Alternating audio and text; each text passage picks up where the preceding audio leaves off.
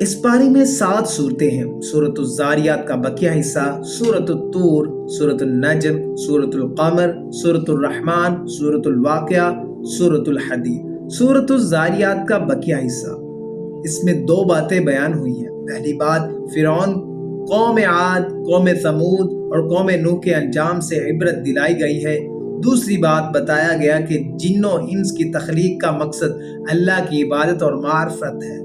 سورۃ الطور، اس سورت میں 3 باتیں بیان ہوئی ہیں۔ پہلی بات، جنت کی نعمتوں اور جہنم کے عذاب کا ذکر کر کے آخرت کی حقیقت واضح کی گئی ہے۔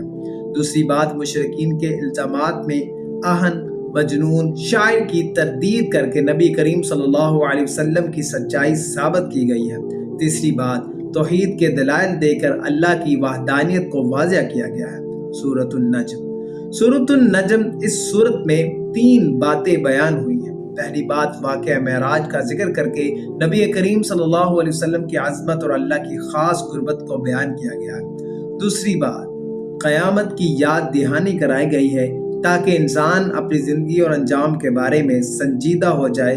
تیسری بات، اللہ تعالیٰ کی قدرت، صفات اور کامل اختیار کو واضح کیا گیا ہے تاکہ انسان صرف اسی پر ایمان مضبوط کرے۔ سورۃ القمر، اس سورت میں 3 باتیں بیان ہوئی ہیں۔ پہلی بات، قیامت کے نزدیکی اور اس کی حقیقت بیان کر کے انسان کو غفلت سے بیدار کیا گیا ہے۔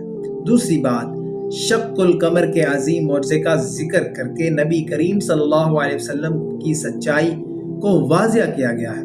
تیسری بات، پچھلی قوموں کے انجام سے نصیحت دلائی گئی ہے کہ اللہ کی نافرمانی ہمیشہ تباہی کا سبب بنتی ہے۔ سورۃ الرحمن، اس سورت میں ایک بنیادی بات بیان ہوئی ہے، اللہ تعالیٰ کی دنیا اور آخرت میں بے شمار نعمتوں کا ذکر۔ سورۃ الواقعہ، اس سورت میں ایک اہم بات بیان ہوئی ہے، قیامت کے دن انسانوں کو 3 گروہوں میں تقسیم کیا جائے گا، اصحاب الیمین، اصحاب الشمال اور سابقون المقربون، تاکہ ہر شخص اپنے انجام کو سمجھے اور اپنی زندگی کو سنوارنے کی کوشش کرے۔ سورۃ الحدید، اس سورت میں 3 باتیں بیان ہوئی ہیں۔ پہلی بات، اللہ تعالیٰ کی قدرت، صفات اور پوری کائنات پر اس کی کامل حاکمیت بیان کی گئی ہے۔ دوسری بات، اللہ کی راہ میں جان و مال خرچ کرنے کی ترغیب دی گئی ہے تاکہ انسان اپنی محبت اور ایمان کا ثبوت دے۔ تیسری بات، دنیا کی بے ثباتی یاد دلا کر آخرت کی حقیقت کی طرف متوجہ کیا گیا ہے تاکہ انسان اصل زندگی کی تیاری کرے۔ یہ پارہ ہمیں یاد دلاتا ہے کہ انسان کی تخلیق عبادت کے لیے ہے، دنیا عارضی ہے اور اصل کامیابی آخرت کی تیاری میں ہے۔ یا اللہ، ہمیں اپنی نعمتوں کی قدر کرنے اور آخرت کی تیاری کرنے کی توفیق عطا فرما۔ آمین یا رب العالمین۔